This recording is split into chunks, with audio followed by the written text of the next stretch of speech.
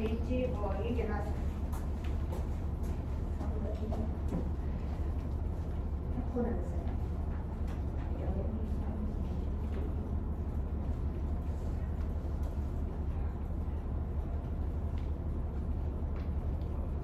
Father's coming in.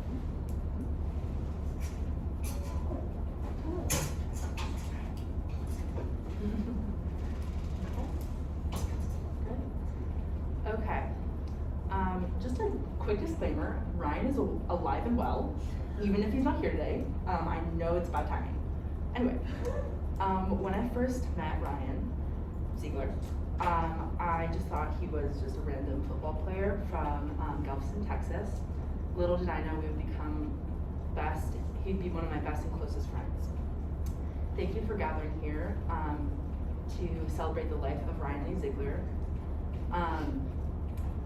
So how I met Ryan is we lived in the same apartment building and we were neighbors. So I see him sometimes, like we'd pass in the hallway and we just kind of became friends because at the time not that many people were living in the apartment building. So I didn't think much of it. I was just like, oh, just another friend. Yeah, it's fine. He seemed chill. But then he became almost like an older brother to my friends and I, despite him being the youngest out of all of us. So Ryan and I were pretty unlikely friends since my hobbies include tending to my houseplants, reading memoirs, and listening to true crime podcasts, while his hobbies include playing football. This was his football. Working out and fighting his roommates, like boxing them for fun. So you can kind of see we're not very similar. But then before I knew it, he was coming over and having tea with my roommates and I each night. We would talk about our days. And his favorite tea type is the Peach Tranquility Tea by Tivana. I learned that. So I have a lot of fond memories of Ryan, which include our movie nights where my roommates and I would put on like Pitch Perfect, and we'd look over halfway through the movie and Ryan would be snoring asleep, straight asleep. So we'd just kind of tuck him in and say goodnight. And then he'd wake up in the morning and be like, I didn't mean to fall asleep during Pitch Perfect. We're like, it's fine. And then this one time, I had low tire pressure and I didn't know how to put air in my tires. So the first person I called was Ryan, and he made fun of me for a good 10 minutes. But then he proceeded to show me how to fill up my tires, and I was very thankful. And then all the football games we went to watch him play, and then we would wait by the gate for him to be done so he could like high five us when he walked out with the team.